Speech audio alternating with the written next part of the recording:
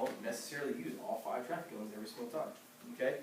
But they are on there for a reason, because we have found in the past that we have needed something like that to assist the driver in performing some certain tasks, okay? So what are some things that the traffic cones could possibly use for on a tanker? Protect our hose. Okay, so other people on the road don't know that they're not supposed to run over the hose. So if we put traffic cones on either side of the hose, that tells them, stay away.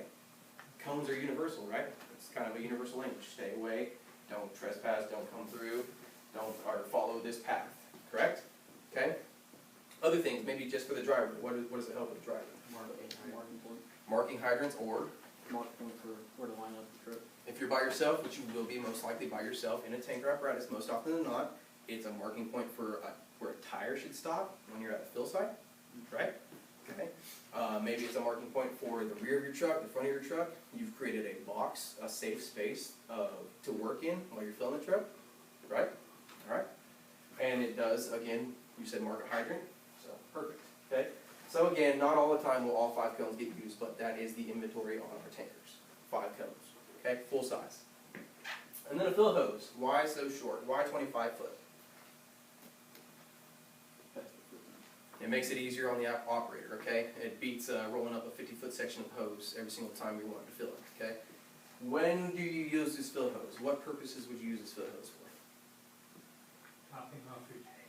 Okay, and that's basically it. Is this we're running a full-on structure fire operation where we have a tank on the ground? Is this what we're using to fill that truck up? No, that's what we have on the back. We'll discuss that equipment later on, okay? What is significant about the fill hose? What does it have on the end of it to help us fill quicker? Storage connection. Storage connection, okay? S-T-O-R-X.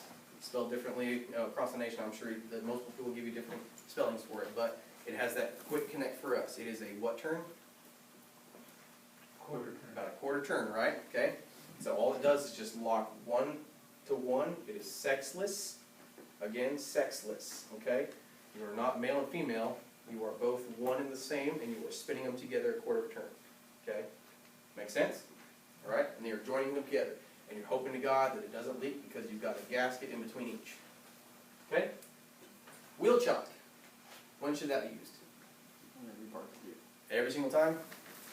Technically, yes. Okay? It is a rough piece of equipment to use every time that you want to go to a fill site and you are engaging your parking brake, you get out and you're hooking all your hydrant up there and everything like that. The everyday guy is not going to want to put their wheel chock out every single time because in the heart of the moment, or the heat of the moment, your adrenaline pumping, you are wanting to get done with the fill site quick, and what's to say you get done with the hydrant stuff and you do all that stuff correctly, and then you end up forgetting your wheel chock whenever you're leaving the fill site, okay? Use your common sense. Hills, for sure. Get that wheel chock out. If it's parked for a long period of time, for sure, okay? If you are slowed down on your scene responses and you are leaving and entering the fill site a lot faster, then sure, okay?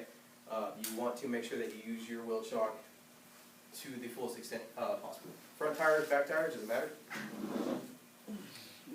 User preference, really, okay? For me, it's going to be whatever tire I'm walking by, okay?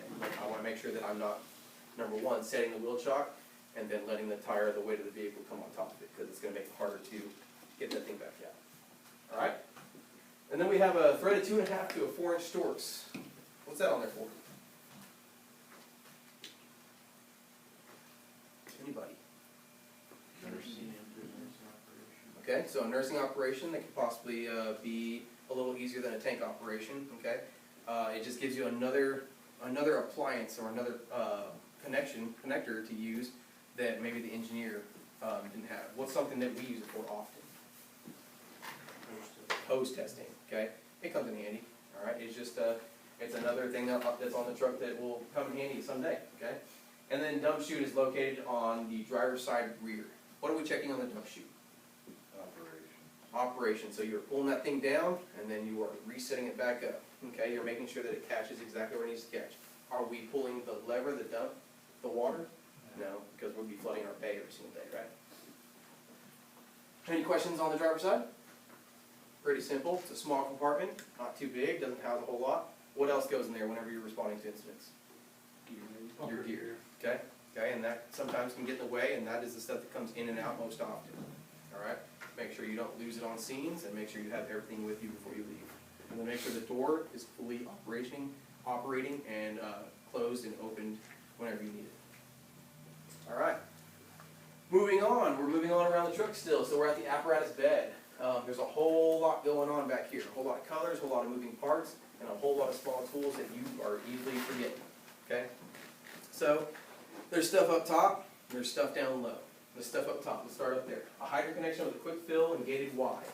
So these are 2.5 inch lines, okay? What is at the end of these 2.5 inch lines? Storage connection. Once again, the storage connection, because that is the, they're actually, some of them are 3 inch, okay? So we have the yellow lines. You look for rubber lines, and those are gonna be your hydrant connections. So they are 3 inch sections of LVH. So the part that you're looking for on the next section is going to be a speed connection, or what we just call it basically our 1 3/4 hand line. What's on the end of that? What? Nozzle Nozzle. Okay, you have a combination nozzle, or does it matter? combination. Okay, it's gonna be a combination nozzle. All right, and then next you're gonna have a 50-foot nursing line, okay? What's a nursing line do? Get We water would to an pump engine. water off the truck. Okay, are we gonna utilize that on structure fire incidents where we have a full-on alarm going, or when are we gonna utilize that most often? Small fire shed. Small fires, okay? Maybe even some filling operations for some brush trucks, okay? But yeah, if you have a full-on alarm, you are not utilizing that nursing line. That nursing line is for slow operations only, okay? Where you don't need a whole lot of volume of water fast. All right? And then we have a quarter tank. On our tankers, we have 3,000 gallon size tanks. How much water did I say was on this tank earlier? 1,800.